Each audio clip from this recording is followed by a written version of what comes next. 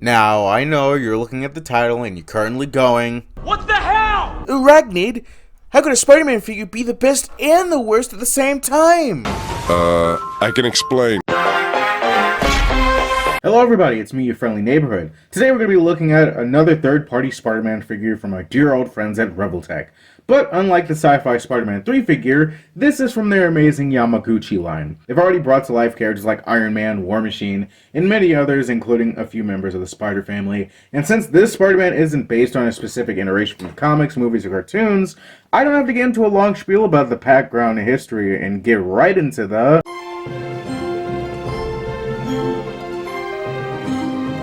Painting and sculpting on this figure is, well, extremely clean. The red is a nice shade that complements the metallic blue, and this time around the webbing is engraved into the suit instead of raised. Though I will point out they were kind of lazy when it came to finishing the webs when you look at his shoulders. Like, come on guys, would engraving and painting these parts be too much to ask? He kind of has those anime-esque proportions that kind of remind me of... Wait a fucking minute. Yeah, I think it's time to talk about the biggest elephant in the room when it comes to this figure.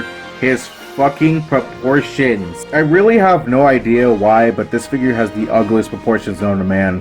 From the small head to the long neck to the really weird thickness of his thighs and Jesus Christ, his knees. Look at his knees. Knees don't work like that. And trying to make this guy stand in a basic vanilla standing pose just makes him look more like an eldritch abomination. Especially with these weird exposed shoulder joints. Like, seriously, what the fuck? But what if I told you that these design choices work for the benefit of the figure? Don't worry, you'll understand after we finish talking about the...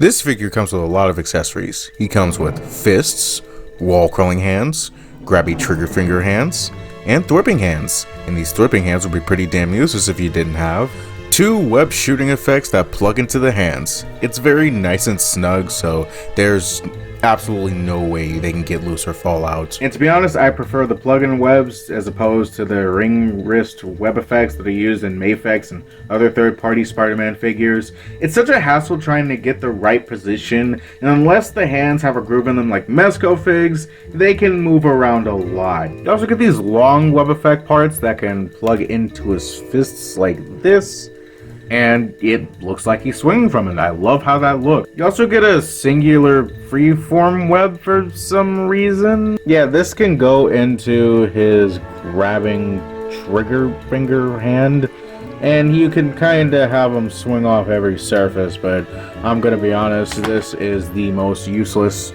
accessory out of the bunch.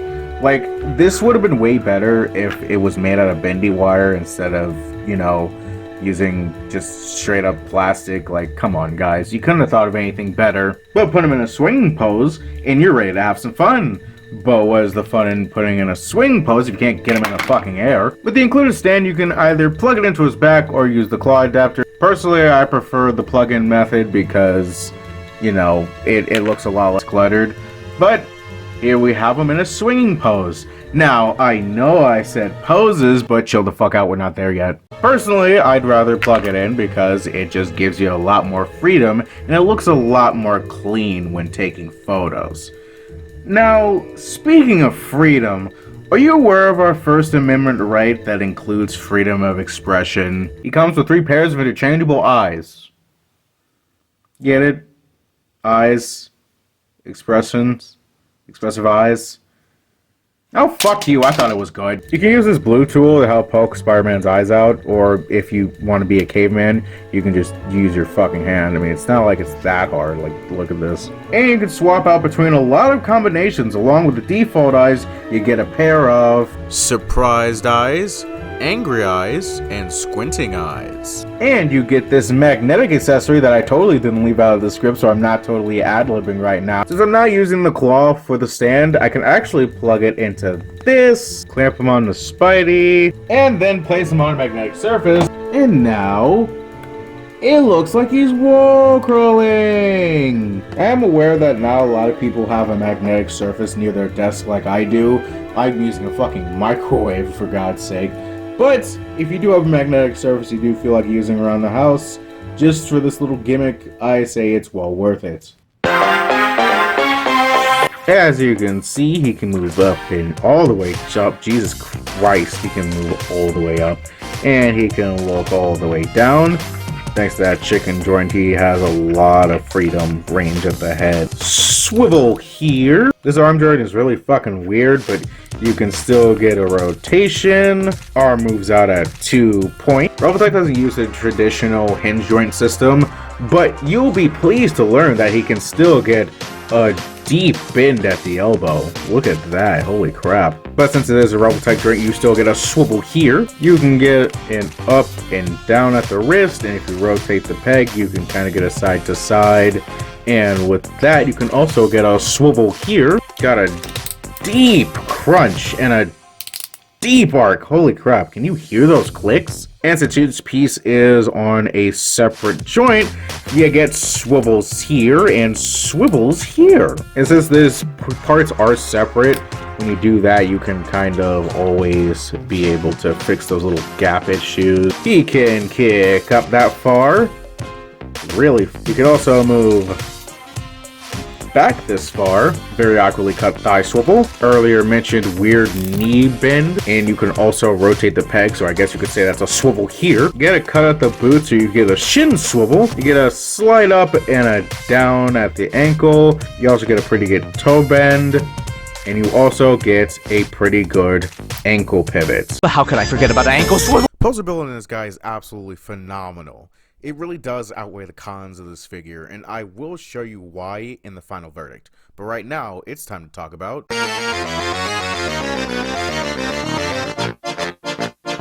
So, what would have made this figure better? Well, obviously, if it had a Peter Parker head... Go back. I'm obviously joking. This Spider-Man is way too weirdly proportioned for anybody to even consider putting a human head sculpt on him. What I'm trying to say is that making this figure look more reasonably human would have been a better choice. But remember when I said that some of the design choices worked more towards the benefit of this figure? Well...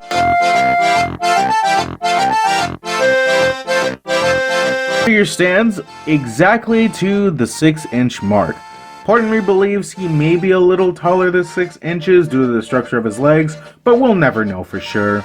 Anyways, here he is next to... Marvel Legends Venom, Spider-Man 1 Superposable Spider-Man, Spider-Man 2 Superposable Spider-Man, and his little big brother, the sci-fi Revoltech Spider-Man 3.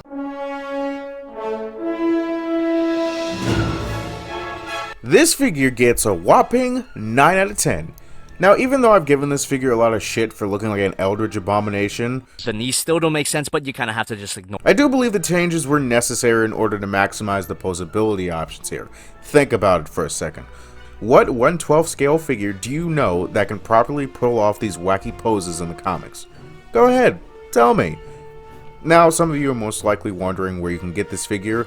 Don't worry, I'll help you. Since the Big Bad Toy Store and other major collectible retail stores no longer have them in stock, you can follow them on resale ads such as OfferUp or Mercari. Now, normally I'd mention eBay, but with eBay it's kind of a special circumstance. This figure is among the third-party figures that get bootlegged to hell and back. I really wouldn't recommend getting a bootleg because it's always a coin toss whether or not the figure would be good or garbage.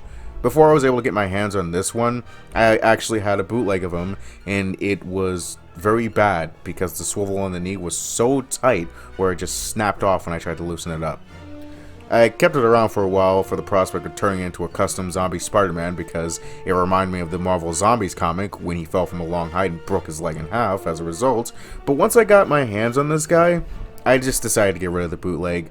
I did keep the accessories for it though, and surprisingly the listings on Mercari and OfferUp aren't as egregiously expensive as the ones on eBay, and the Mercari sellers actually tell you up front if the figure is a bootleg or not, so there's also that. If you guys enjoyed this video, please leave a like, comment down below what your favorite part of the video was, and if you're new to the channel, please subscribe.